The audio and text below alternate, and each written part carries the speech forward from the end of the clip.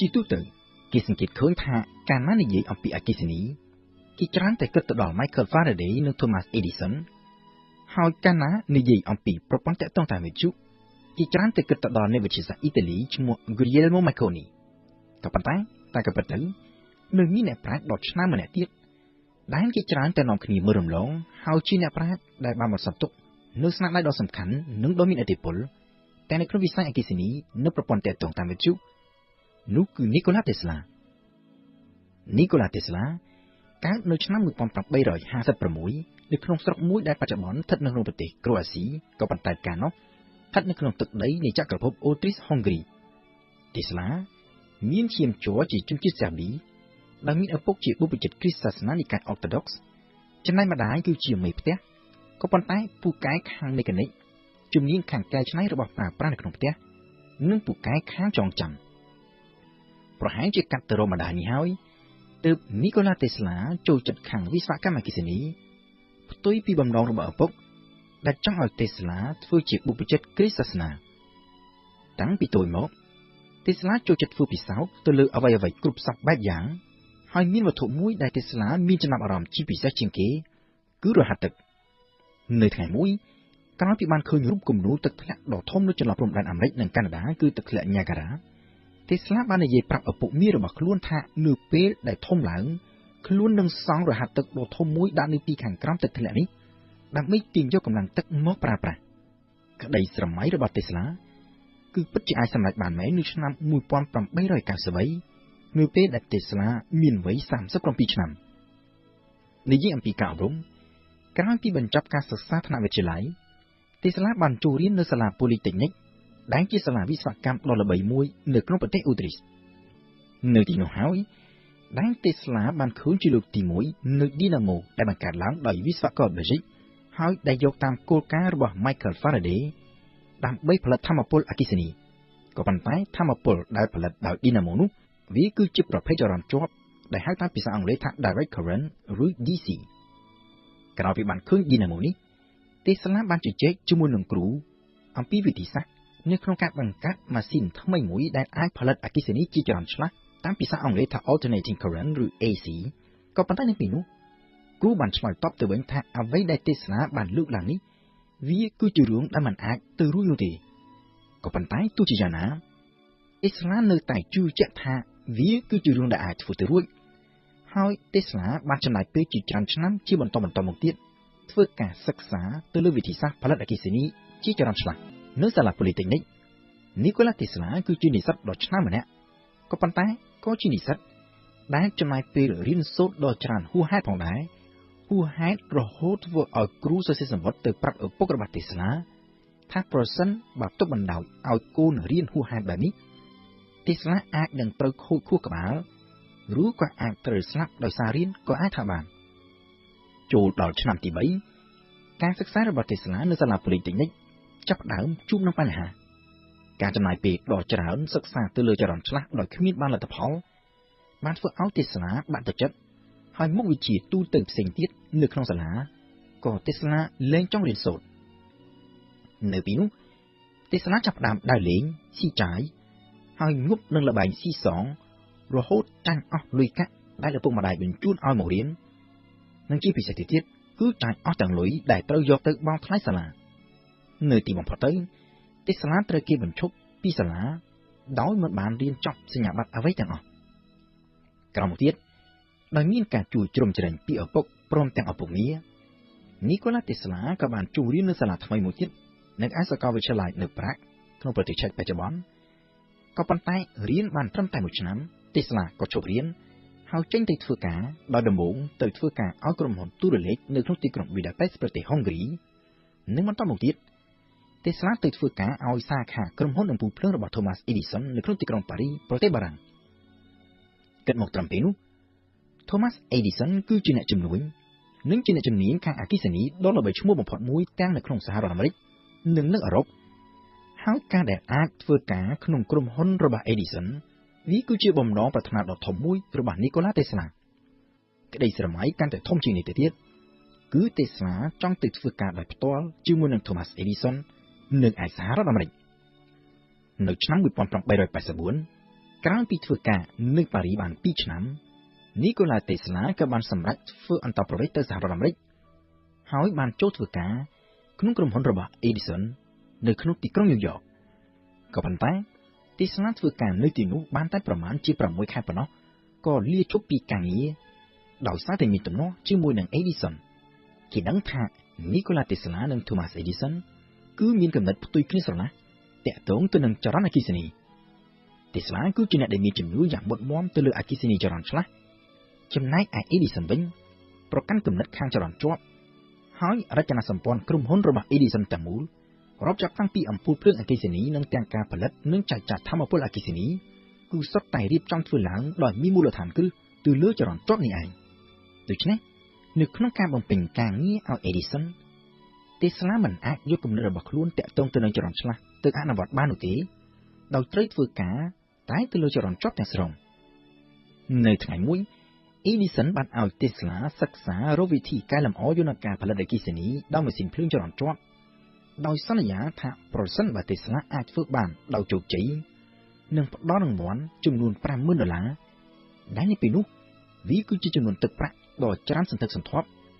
ពូលគឺប្រហែលជា$1,200,000បើគិតទៅតាមតម្លៃលុយបច្ចុប្បន្នបើទោះបីជាការងារនេះគឺជាការងារខាងចរន្តជាប់ដែលខ្លួនមិនសូវចូលចិត្តក៏ប៉ុន្តែនីកូឡាតេស្លាបានខិតខំព្យាយាមទាំងយប់ទាំងថ្ងៃធ្វើការនិងទាំងថ្ងៃឈប់សម្រាកដើម្បីសិក្សាទៅលើបញ្ហាដែល Thomas Edison ដាក់ឲ្យធ្វើរហូតបានទទួលជោគជ័យក៏ប៉ុន្តែនៅពេលដែល Tesla ទៅទាញយកប្រាក់រង្វាន់ Edison មិនឲ្យដោយប្រាប់ Tesla ថាការសន្យាផ្ដល់ប្រាក់រង្វាន់ដ៏ច្រើនសន្ធឹកសន្ធាប់បែបនេះតែក៏ពិតទៅគឺគ្រាន់តែជាការនិយាយលេងតែប៉ុណ្ណោះ Tesla អន់ចិត្តក៏បានដើរចេញឈប់ធ្វើការឲ្យក្រុមហ៊ុនរបស់ Edison ភ្លាមនោះការចាកចេញរបស់ Nikola Tesla មិនទាន់ជាបញ្ហាធំដុំដែលគួរឲ្យ Edison ត្រូវព្រួយបារម្ភនោះទេតើតែប៉ុន្មានឆ្នាំក្រោយមកទៀតទើប Edison ដឹងខ្លួនថាការបណ្តោយឲ្យ Tesla ចេញពីក្រុមហ៊ុនគឺប្រៀបដូចជាលែងខ្លះឲ្យចូលព្រៃបែបនោះដែរពីព្រោះថាចំណេះដឹងខាងចរន្តឆ្លាស់របស់ Nikola Tesla នេះហើយដែលជួយឲ្យក្រុមហ៊ុនជាគូប្រជែងអាចយកឈ្នះលើចរន្តជាប់របស់ Thomas Edison នៅក្នុងការប្រកួតប្រជែងគ្នាដ៏ស្វិតស្វាញមួយដែលគេច្រើនហៅតាមភាសាអង់គ្លេសថា War of Currents គឺសង្គ្រាមរវាងចរន្តជាប់និងចរន្តឆ្លាស់នៅក្នុងរយៈពេលប្រមាណជា3ឆ្នាំក្រោយពីបានចាកចេញពីក្រុមហ៊ុនរបស់ Thomas Edison Nikola Tesla បានឆ្លងកាត់នៅដំណាក់កាលដ៏លំបាកមួយនៅក្នុងជីវិតពីដំបូង Tesla បានព្យាយាមបើកក្រុមហ៊ុនដែលចង់រកស៊ីដោយខ្លួនឯងក៏ប៉ុន្តែមិនបានជោគជ័យដោយសារតែមិនមានអ្នកមកបោះទុនវិនិយោគ Tesla ក៏ត្រូវបង្ខំចិត្តទៅធ្វើការងារជាជាងអគ្គិសនីកំពេចកំប៉ុកដើម្បីបានលុយមកទ្រទ្រង់ជីវភាពជាប្រចាំថ្ងៃក៏ប៉ុន្តែក្នុងពេលជាមួយគ្នានោះ Tesla ក៏នៅតែមិនបោះបង់ចោលដែរគំនិតចង់អភិវឌ្ឍបច្ចេកវិទ្យាទាក់ទងទៅនឹងយន្តការផលិតនិងចែកចាយថាមពលអគ្គិសនីតាមចរន្តឆ្លាស់ការខិតខំប្រឹងប្រែងរបស់ Tesla ក៏បានសម្រេចជោគជ័យរហូតឈានទៅដល់ការចុះបញ្ជីទទួលបានវិញ្ញាបនបត្រកម្មដែលទទួលស្គាល់ដោយអាជ្ញាធរអាមេរិកហើយលើពីនេះទៅទៀតនៅឆ្នាំ1888បច្ចេកវិទ្យាចរន្តឆ្លាស់របស់ Tesla ត្រូវបានក្រុមហ៊ុនអគ្គិសនីដ៏ធំមួយទិញយកទៅប្រើគឺក្រុមហ៊ុនឈ្មោះថា George Westinghouse បច្ចេកវិទ្យាផលិតនិងចែកចាយអគ្គិសនីតាមចរន្តឆ្លាស់របស់ Nikola Tesla ត្រូវបានក្រុមហ៊ុន Westinghouse ទិញយកក្នុងតម្លៃដ៏ខ្ពស់ដែលផ្ដល់ទាំងសាច់ប្រាក់ទាំងចំណាយភាគហ៊ុននៅក្នុងក្រុមហ៊ុននិងទាំងការផ្ដល់កម្រៃជាម្ចាស់សិទ្ធិឬ royalty ដែលគិតជាភាគរយធៀបទៅនឹងបរិមាណអគ្គិសនីចរន្តឆ្លាស់ដែលក្រុមហ៊ុនផលិតនិងចែកចាយលើពីនេះទៅទៀត Tesla ត្រូវបានក្រុមហ៊ុន Westinghouse ជួលឲ្យធ្វើជាកុងស៊ុលតង់ដោយផ្ដល់នូវប្រាក់ខែដ៏ច្រើនផងដែរចាប់ពីពេលដែលបច្ចេកវិទ្យាចរន្តឆ្លាស់របស់ Nikola Tesla ត្រូវបានក្រុមហ៊ុន Westinghouse ទិញយកទៅប្រើការប្រកួតប្រជែងគ្នាដ៏ស្រួចស្រាវមួយក៏បានកើតមានឡើងរវាងបច្ចេកវិទ្យាចរន្តឆ្លាស់របស់ Nikola Tesla និងបច្ចេកវិទ្យាចរន្តជាប់របស់ Thomas Edison បច្ចេកវិទ្យាចរន្តឆ្លាស់របស់ Tesla ដែលប្រើប្រាស់ដោយក្រុមហ៊ុន Westinghouse គឺមានតាំងបច្ចេកវិទ្យាផលិតថាមពលអគ្គិសនីដែលមានតង់ស្យុងខ្ពស់ស្រាប់ហើយបន្ថែមពីនេះទៅទៀតគឺមានទាំងបច្ចេកវិទ្យាធ្វើ transformer ដែលអាចបង្កើនតង់ស្យុងនៃចរន្តចេញពីរោងចក្រអគ្គិសនីឲ្យបានកាន់តែខ្ពស់ដើម្បីអាចធ្វើការចែកចាយបានរយៈចម្ងាយកាន់តែឆ្ងាយរួចហើយបញ្ចុះតង់ស្យុងនេះឲ្យមកនៅកម្រិតទាបវិញនៅពេលចែកចាយទៅតាមទីកន្លែងរបស់អ្នកប្រើប្រាស់ ចរន្តជាប់ដែលប្រើដោយក្រុមហ៊ុន Thomas Edison វិញគឺជាប្រភេទចរន្តអគ្គិសនីដែលមានតង់ស្យុងទាបមិនសូវបង្កគ្រោះថ្នាក់ដល់មនុស្សក៏ប៉ុន្តែក្នុងពេលជាមួយគ្នាក៏គ្មានប្រសិទ្ធភាពក្នុងការចែកចាយអគ្គិសនីនៅក្នុងរយៈចម្ងាយឆ្ងាយបាននោះដែរបើគេប្រើបច្ចេកវិទ្យារបស់ Edison គេអាចចែកចាយថាមពលអគ្គិសនីបានតែក្នុងរង្វង់ប្រមាណជា 1600 ម៉ែត្រតែប៉ុណ្ណោះដែលមានន័យថាគេចាំបាច់ត្រូវតែសង់រោងចក្រអគ្គិសនីច្រើនហើយមានទីតាំងនៅក្បែរៗគ្នាទើបអាចផលិតនិងចែកចាយអគ្គិសនីសម្រាប់ផ្គត់ផ្គង់ទីក្រុងធំៗបានដោយពេញលេញទោះជាយ៉ាងណាសម្រាប់ Edison ចរន្តជាប់គឺជាបច្ចេកវិទ្យាដែលលោកបានសិក្សាស្រាវជ្រាវតាំងពីដើមរៀងមកស្នាដៃជាច្រើនរបស់លោកដែលបានចុះបញ្ជីទទួលបានវិញ្ញាបនបត្រកម្មរួចហើយគឺសុទ្ធតែជាប់ទាក់ទងទៅនឹងចរន្តជាប់ហើយលើសពីនេះទៅទៀតហេដ្ឋារចនាសម្ព័ន្ធទាំងអស់នៃក្រុមហ៊ុនរបស់លោករាប់ចាប់តាំងពីរោងចក្រផលិតថាមពលអគ្គិសនីរហូតទៅដល់បណ្ដាញចែកចាយនិងអំពូលភ្លើងអគ្គិសនីគឺសុទ្ធតែធ្វើឡើងដោយមានមូលដ្ឋានគ្រឹះលើបច្ចេកវិទ្យាចរន្តជាប់នេះទាំងអស់ហើយដូច្នេះហើយបានជា Edison ប្រកាន់គំនិតដាច់ខាតមិនបដូរបច្ចេកវិទ្យាទៅរកចរន្តឆ្លាស់នោះទេហើយដើម្បីអាចយកឈ្នះលើគូប្រជែង Edison គិតឃើញមធ្យោបាយមួយគឺធ្វើយុទ្ធនាការឃោសនាអំពីគ្រោះថ្នាក់នៃចរន្តឆ្លាស់ចំពោះអាយុជីវិតមនុស្សដើម្បីធ្វើយ៉ាងណាឲ្យប្រជាជនមានការខ្លាចរអាមិននាំគ្នាប្រើប្រាស់ថាមពលអគ្គិសនីរបស់ក្រុមហ៊ុនដែលជាគូប្រជែងនៅក្នុងយុទ្ធនាការឃោសនាប្រឆាំងនឹងចរន្តឆ្លាស់ដែលគេច្រើននាំគ្នាហៅថា War of Currents Thomas Edison បានធ្វើពិសោធន៍ជាច្រើនបង្ហាញសាធារណជនដោយយកអគ្គិសនីចរន្តឆ្លាស់ទៅឆក់សម្រាប់សត្វតាំងពីសត្វតូចៗដូចជាឆ្កែរហូតទៅដល់សត្វធំៗដូចជាគោនិងសេះជាដើមគោលដៅរបស់ Edison គឺចង់បង្ហាញឲ្យគ្រប់គ្នាឃើញថាបើសិនជាសត្វធំៗប្រភេទនេះអាចស្លាប់ដោយសារចរន្តឆ្លាស់បានមនុស្សយើងក៏អាចស្លាប់ដោយសារចរន្តឆ្លាស់នេះបាននោះដែរបន្ថែមពីលើនេះទៅទៀតនៅក្នុងអំឡុងពេលនោះឧបករណ៍ថ្មីមួយទើបនឹងត្រូវបានគេបង្កើតឡើងនៅសហរដ្ឋអាមេរិកដើម្បីយកទៅប្រហារជីវិតអ្នកទោសដោយប្រើចរន្តឆ្លាស់ Edison មិនមែនជាអ្នកបង្កើតឧបករណ៍ថ្មីនេះទេក៏ប៉ុន្តែលោកបានឆ្លៀតយកឧបករណ៍ថ្មីនេះមកធ្វើការឃោសនាដើម្បីបង្ហាញអំពីគ្រោះថ្នាក់នៃចរន្តឆ្លាស់ចំពោះអាយុជីវិតរបស់មនុស្សយុទ្ធនាការរបស់ Edison នៅពេលនោះគឺពិតជាទទួលបានជោគជ័យដូចជាការរំពឹងទុកដោយសាធារណជនជាទូទៅនាំគ្នាខ្លាចរអាមិនហ៊ានតភ្ជាប់ជាមួយនឹងបណ្ដាញអគ្គិសនីចរន្តឆ្លាស់ហើយក្រុមហ៊ុន Westinghouse ដែលបានបោះទុនវិនិយោគយ៉ាងច្រើនសន្ធឹកសន្ធាប់ទៅលើបច្ចេកវិទ្យានេះក៏ត្រូវប្រឈមមុខនឹងវិបត្តិហិរញ្ញវត្ថុតែនៅក្នុងស្ថានភាពបែបនេះ Nikola Tesla ដែលមានគំនិតផ្ដោតជាសំខាន់ទៅលើការបន្សល់ទុកនៅស្នាដៃសម្រាប់មនុស្សជាតិជំនាន់ក្រោយជាងភាពមានបានខ្លួនឯងនៅក្នុងសម័យកាលបច្ចុប្បន្នក៏បានសុខចិត្តសើរើឡើងវិញនៅកិច្ចសន្យាជាមួយនឹងក្រុមហ៊ុន Westinghouse ជាពិសេស Tesla បានសុខចិត្តបោះបង់ចោលនៅសិទ្ធិជាម្ចាស់ស្នាដៃក្នុងការទទួលកម្រៃជាភាគរយនៃបរិមាណអគ្គិសនីដែលផលិតនិងចែកចាយដោយក្រុមហ៊ុន Westinghouse បន្ថែមពីលើនេះទៅទៀតដើម្បីរំងាប់ការខ្លាចរអារបស់សាធារណជនចំពោះចរន្តឆ្លាស់ Tesla បានធ្វើពិសោធន៍ជាក់ស្ដែងទៅលើរូបលោកខ្លួនឯងផ្ទាល់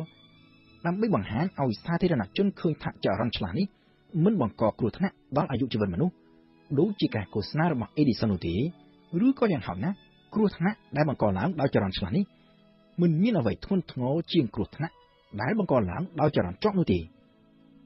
ការធ្វើពិសោធន៍របស់ Tesla គឺជាកត្តាផ្លូវចិត្តដ៏សំខាន់មួយនៅក្នុងការទប់ទល់ទៅនឹងយុទ្ធនាការឃោសនាអវិជ្ជមានរបស់ Thomas Edison ក្នុងពេលជាមួយគ្នានោះបណ្ដាអ្នកវិនិយោគក៏បានចាប់ផ្ដើមបង្ហាញនូវការមិនសប្បាយចិត្តផងដែរចំពោះយុទ្ធនាការអវិជ្ជមានរបស់ Edison ជាពិសេសគឺនៅក្រៅពីមានការលេចធ្លាយព័ត៌មានស្ដីពីការខុបខិតគ្នាដោយសម្ងាត់រវាង Edison និងអ្នកបង្កើតឧបករណ៍ប្រហារជីវិតអ្នកទោសដោយប្រើចរន្តអគ្គិសនីក្នុងគោលដៅវាយប្រហារលើចរន្តឆ្លាស់ការដកសេចក្តីទុកចិត្តពីសំណាក់អ្នកវិនិយោគគឺជាចំណុចចាប់ផ្ដើមមួយដែលនាំទៅដល់បរាជ័យរបស់ Edison នៅក្នុងសង្គ្រាមទល់នឹងចរន្តឆ្លាស់របស់ Nikola Tesla នៅឆ្នាំ 1893 ក្រុមហ៊ុន Westinghouse និងបច្ចេកវិទ្យាចរន្តឆ្លាស់របស់ Nikola Tesla ត្រូវបានគេជ្រើសរើសឲ្យធ្វើជាអ្នករៀបចំប្រព័ន្ធភ្លើងដើម្បីបំភ្លឺនៅក្នុងពិភពលោកនៅក្នុងទីក្រុង Chicago ប្រតិបត្តិការនេះបានប្រព្រឹត្តទៅដោយជោគជ័យហើយអ្នកវិនិយោគក៏បានចាប់ផ្ដើមមើលឃើញកាន់តែច្បាស់អំពីសក្តានុពលនៃចរន្តឆ្លាស់ទាំងអស់នេះគឺជាកត្តាដ៏សំខាន់ដែលជួយឲ្យក្រុមហ៊ុន Westinghouse ទទួលបាននូវកិច្ចសន្យាសាងសង់ទំនប់វារីអគ្គិសនីដ៏ធំមួយនៅឯទឹកធ្លាក់ Niagara ដោយប្រើបច្ចេកវិទ្យារបស់ Tesla សម្រាប់ Tesla ការសាងសង់ទំនប់វារីអគ្គិសនីនៅ Niagara នេះវាគឺជាការសម្រេចនូវក្តីស្រមៃដ៏ធំមួយកាលពីក្មេងដែលនៅពេលនោះ Tesla ធ្លាប់បានប្រាប់ឪពុកមីរបស់ខ្លួនថានៅថ្ងៃណាមួយនៅពេលដែលខ្លួនធំឡើងខ្លួននឹងសង់រហាត់ទឹកដ៏ធំមួយដាក់នៅពីក្រោមទឹកធ្លាក់ Niagara ដើម្បីទាញយកថាមពលទឹកនេះយកមកប្រើប្រាស់គឺត្រឹមឆ្នាំ 1889 លុយដែលបានពីការលក់បច្ចេកវិទ្យាចរន្តឆ្លាស់បានធ្វើឲ្យ Nikola Tesla ក្លាយទៅជាអ្នកមានទ្រព្យសម្បត្តិស្ដុកស្ដម្នាក់គឺល្មមគ្រប់គ្រាន់អាចឲ្យ Tesla មានទាំងពេលវេលានិងលុយកាក់ក្នុងការសិក្សានិងពិសោធន៍ទៅលើប្រធានបទដែលជាចំណង់ចំណូលចិត្តផ្ទាល់ខ្លួនរបស់លោកហើយបានបង្កើតមន្ទីរពិសោធន៍នៅក្នុងទីក្រុងញូវយ៉កសម្រាប់ប្រើប្រាស់ផ្ទាល់ខ្លួនឯងចាប់ពីឆ្នាំ 1894 Tesla បានផ្ដោតការពិសោធន៍ទៅលើថាមពលមួយប្រភេទដែលចេញពីរលកអេឡិចត្រូម៉ាញ៉េទិកក្នុងហ្វ្រេកង់កម្រិតខ្ពស់ដែលគេមិនអាចមើលឃើញនឹងភ្នែកនៅក្នុងការពិសោធន៍នេះ Tesla បានផ្ដិតយករូបភាពកាំរស្មី X ជាលើកដំបូងនៅក្នុងប្រវត្តិសាស្ត្រក៏ប៉ុន្តែនៅពេលនោះ Tesla ខ្លួនឯងក៏នៅមិនទាន់ដឹងនៅឡើយដែរថានោះគឺជាកាំរស្មី X រហូតតតែក្រោយមកនៅពេលដែលអ្នកប្រាជ្ញអាល្លឺម៉ង់ឈ្មោះ Wilhelm Röntgen ប្រកាសពីការរកឃើញកាំរស្មី X នៅខែធ្នូឆ្នាំ 1895 ទើប Tesla ត្រឡប់ទៅរៀបចំធ្វើពិសោធន៍មើលឡើងវិញហើយដឹងថារូបភាពដែលខ្លួនថតបានកាលពីប៉ុន្មានខែមុនគឺជារូបភាពមកពីកាំរស្មី X ក៏ប៉ុន្តែនៅពេលនោះគឺវាហួសពេលទៅហើយពីព្រោះថាគ្រប់គ្នាទទួលស្គាល់ថា Wilhelm Röntgen គឺជាអ្នករកឃើញកាំរស្មី X ហើយនៅឆ្នាំ 1901 គឺ Wilhelm Röntgen ដែលជាអ្នកបានទទួលរង្វាន់ Nobel ពីការរកឃើញកាំរស្មី X នេះទោះជាយ៉ាងណា Nikola Tesla ខ្លួនឯងផ្ទាល់ក៏ហាក់ដូចជាមិនសូវជាយកចិត្តទុកដាក់ចំពោះការសិក្សាទៅលើកាំរស្មី X ប៉ុន្មាននោះដែរដោយពេលនោះ Tesla កំពុងតែផ្ដោតអារម្មណ៍ទៅលើបាតុភូតដ៏ចម្លែកមួយទៀតគឺការបញ្ជូនថាមពលអគ្គិសនីនិងសញ្ញាអេឡិចត្រូម៉ាញ៉េទិកដោយមិនចាំបាច់ប្រើខ្សែភ្លើង Tesla ចាប់ផ្ដើមចាប់អារម្មណ៍ទៅលើបច្ចេកវិទ្យាបញ្ជូនថាមពលដែលគ្មានខ្សែឬ wireless នេះនៅឆ្នាំ 1889 គឺនៅក្នុងអំឡុងពេលធ្វើដំណើរទៅចូលរួមនៅក្នុងពិភពលោកនៅក្នុងទីក្រុងប៉ារីសដែលនៅពេលនោះ Tesla បានដឹងអំពីការពិសោធន៍ទៅលើរលកធាតុអាកាសអេឡិចត្រូម៉ាញ៉េទិកដែលធ្វើឡើងដោយអ្នកប្រាជ្ញអាល្លឺម៉ង់ម្នាក់ឈ្មោះថា Heinrich Hertz ទ្រឹស្ដីនៃរលកធាតុអាកាសអេឡិចត្រូម៉ាញ៉េទិកនេះត្រូវបានរកឃើញដោយអ្នកប្រាជ្ញ Scotland ដ៏ល្បីល្បាញមួយរូបឈ្មោះថា James Clerk Maxwell យោងតាម Maxwell ទាំងពន្លឺនិងទាំងរលកធាតុអាកាសវិទ្យុគឺសុទ្ធសឹងតែជាផ្នែកមួយនៃអេឡិចត្រូម៉ាញ៉េទិកដែលអាចធ្វើដំណើរនៅក្នុងលំហរួមទាំងនៅក្នុងភាពទទេក្នុងទីអវកាសផងដោយមិនចាំបាច់មានអ្វីជាមធ្យោបាយចម្លងទាំងអស់ក៏ប៉ុន្តែអ្វីៗអស់ទាំងនេះគឺស្ថិតនៅត្រឹមតែជាទ្រឹស្ដីនិងជាសមីការគណិតវិទ្យាតែប៉ុណ្ណោះរហូតតទៅដល់ចន្លោះឆ្នាំ 1886 ដល់ឆ្នាំ 1889 ទើប Heinrich Hertz បានធ្វើពិសោធន៍ជាក់ស្ដែងហើយបញ្ជាក់បានច្បាស់លាស់ថារលកធាតុអាកាសនៃអេឡិចត្រូម៉ាញ៉េទិកក្នុងនោះរួមទាំងរលកធាតុអាកាសវិទ្យុផងដែលព្យាករណ៍ដោយ Maxwell គឺពិតជាមានពិតប្រាកដមែនក្រោយពីបានដឹងអំពីលទ្ធផលនៃការធ្វើពិសោធន៍របស់ Hertz នេះ Nikola Tesla ក៏បានចាប់ផ្ដើមផ្ដោតការសិក្សាអំពីរលកធាតុអាកាសអេឡិចត្រូម៉ាញ៉េទិកនេះដោយនៅពេលនោះ Tesla ងប់ងល់តែនឹងគំនិតមួយគឺធ្វើយ៉ាងណាស្វែងរកវិធីបញ្ជូននិងទទួលថាមពលដែលមិនចាំបាច់ប្រើខ្សែគឺមិនត្រឹមតែដើម្បីអាចបញ្ជូនសារបាននោះទេតែសំខាន់ជាងនេះទៅទៀតគឺអាចចែកចាយថាមពលអគ្គិសនីដោយមិនចាំបាច់ប្រើខ្សែភ្លើង Nikola Tesla ចាប់ផ្ដើមរកឃើញនូវគំនិតខ្លះៗទាក់ទងទៅនឹងបច្ចេកវិទ្យាបញ្ជូននិងទទួលសញ្ញាតាមរលកធាតុអាកាសចាប់តាំងពីឆ្នាំ 1892 ហើយរហូតឈានទៅផលិតបានទូកមួយដែលអាចបញ្ជាពីចម្ងាយដោយប្រើទូបញ្ជាឬតេឡេកាម៉ង់នៅឆ្នាំ 1898 ក៏ប៉ុន្តែនៅក្នុងអំឡុងពេលនោះអ្នកវិទ្យាសាស្ត្រជាច្រើនផ្សេងទៀតក៏កំពុងតែធ្វើការសិក្សាទៅលើរលកធាតុអាកាសវិទ្យុនេះដែរក្នុងនោះរួមមានទាំងអ្នកវិទ្យាសាស្ត្របារាំងរុស្ស៊ីនិងជាពិសេសវិស្វករអគ្គិសនីជនជាតិអ៊ីតាលីឈ្មោះថា Guglielmo Marconi ដែលមានដើមកំណើតនៅអ៊ីតាលីក៏ប៉ុន្តែរស់នៅក្នុងប្រទេសអង់គ្លេសបានរកឃើញបច្ចេកវិទ្យាបញ្ជូនសារតាមរលកធាតុអាកាសវិទ្យុហើយបានចុះវិញ្ញាបនបត្រកម្មនៅក្នុងប្រទេសអង់គ្លេសនៅឆ្នាំ 1897 Marconi បានចោទឈ្មោះជាអ្នកបង្កើតបច្ចេកវិទ្យាទំនាក់ទំនងតាមវិទ្យុរហូតមកទល់នឹងសព្វថ្ងៃគឺដោយសារតែបច្ចេកវិទ្យាដែល Marconi បានរកឃើញត្រូវបាន Marconi យកទៅប្រើប្រាស់ ក្នុងការអនុវត្តជាក់ស្ដែងដោយជោគជ័យតាមរយៈការបង្កើតក្រុមហ៊ុនទូរលេខឥតខ្សែមួយនៅអង់គ្លេសគឺក្រុមហ៊ុន Marconi Company ផ្ទុយពី Marconi អ្វីដែល Nikola Tesla បានរកឃើញគឺបានត្រឹមតែទៅយកបង្ហាញឲ្យសាធារណជនឃើញជាគំរូតែប៉ុណ្ណោះ Tesla បានព្យាយាមស្វាស្វែងរកទុនវិនិយោគយកមកអភិវឌ្ឍបច្ចេកវិទ្យារបស់ខ្លួនដើម្បីយកទៅធ្វើអាជីវកម្មផងដែរក៏ប៉ុន្តែមិនបានជោគជ័យតែការពិត Nikola Tesla អាចរកបានទុនវិនិយោគមួយជំហានដំបូងដែរពីសំណាក់អ្នកវិនិយោគ JP Morgan ដើម្បីយកទៅចំណាយលើការអភិវឌ្ឍបច្ចេកវិទ្យាទំនាក់ទំនងតាមរលកធាតុអាកាសហើយ Tesla បានសាងសង់ប៉មដ៏ខ្ពស់មួយនៅ Long Island ក្នុងរដ្ឋ New York ដើម្បីធ្វើជាអង់តែនសម្រាប់ប្រព័ន្ធទាក់ទងតាមរលកធាតុអាកាសទៅកាន់គ្រប់ទីកន្លែងនៅទូទាំងពិភពលោកទាំងមូលក៏ប៉ុន្តែនៅពីក្រោយគម្រោងប្រព័ន្ធទាក់ទងនេះ Nikola Tesla នៅតែងប់ងល់ទៅនឹងគំនិតចង់បង្កើតប្រព័ន្ធចែកចាយថាមពលអគ្គិសនីតាមរលកធាតុអាកាសដោយមិនចាំបាច់ប្រើខ្សែភ្លើងដែលនេះគឺជាគម្រោងដែលត្រូវការចំណាយលុយច្រើនហើយដូច្នេះហើយបានជាក្នុងរយៈពេលត្រឹមតែ1ឆ្នាំនៅក្នុងពេលដែលប្រព័ន្ធទាក់ទងតាមរលកធាតុអាកាសនៅមិនទាន់អាចដំណើរការសម្រាប់ការធ្វើអាជីវកម្មបាននៅឡើយ